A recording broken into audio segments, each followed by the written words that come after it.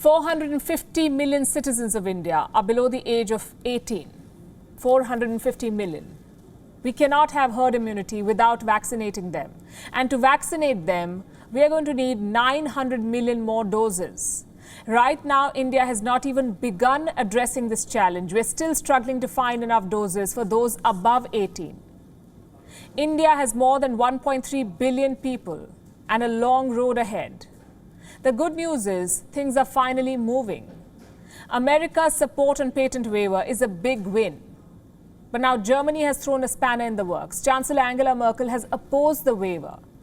She issued a statement which said, and I'm quoting, "The protection of intellectual property is a source of innovation, and it must remain so in the future." Listen to her spokesperson.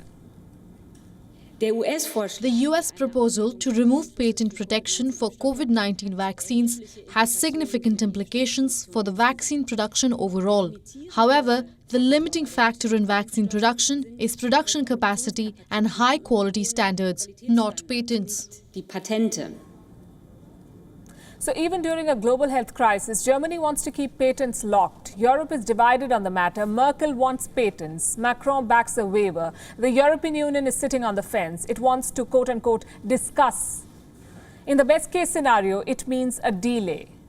In the worst case, it is a derailment. Remember, the World Trade Organization works on the basis of consensus. It has 164 members, and all of them, 164, must agree to a waiver. The European Union continues to block it. A consensus would be very hard to achieve. What if it isn't? What if the WTO does not eventually agree to a patent waiver? Do we have other options? Yes, we do.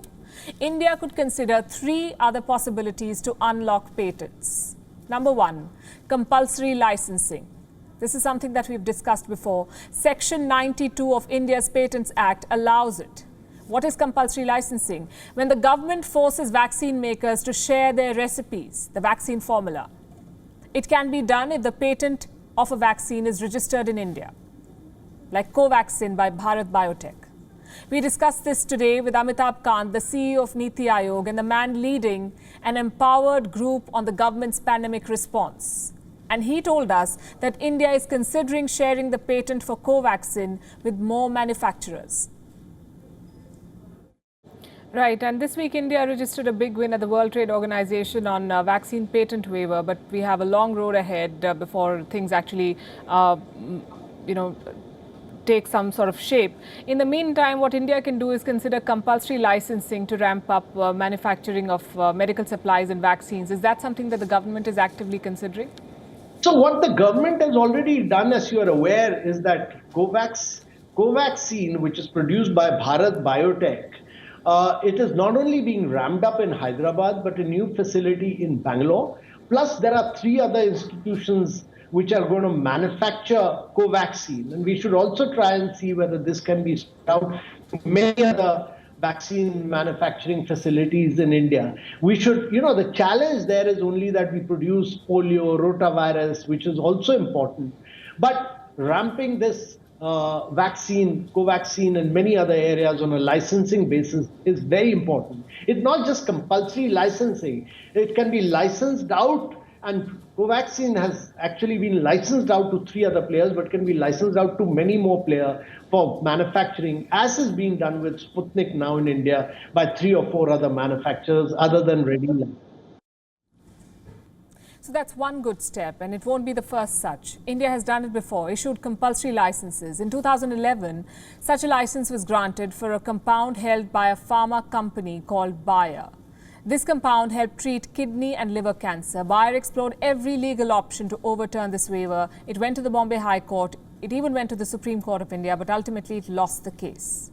Now, during this pandemic, Israel issued a compulsory license for a drug to treat the Wuhan virus. What I'm trying to say is that there is precedent, both domestic and international, for something like this.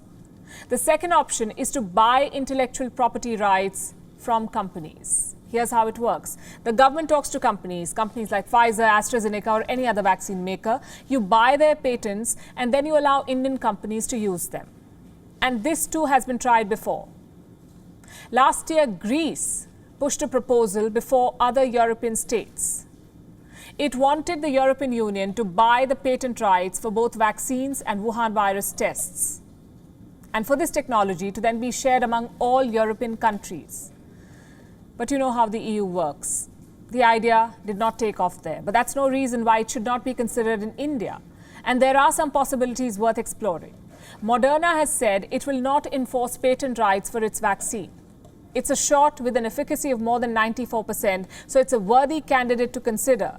Say India manages to get these patents, what happens then? We'll have another hurdle to overcome. Indian manufacturers would then need the expertise to set up factories for these vaccines.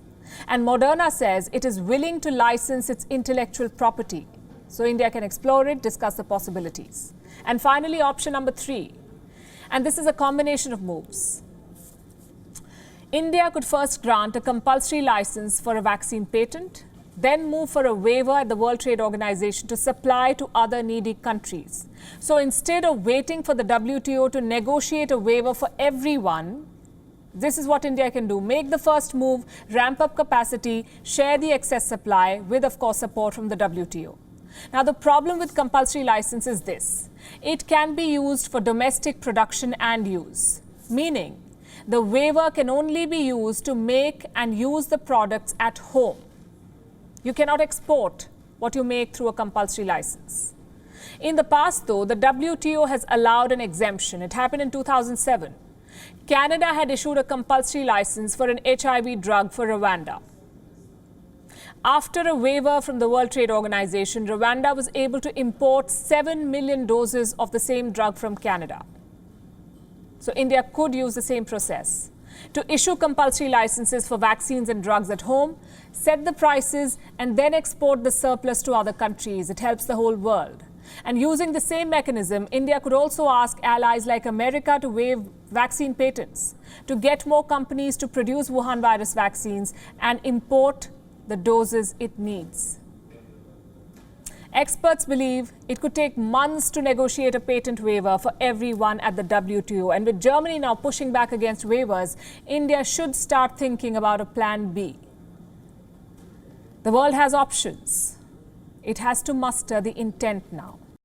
WION is now available in your country. Download the app now and get all the news on the move.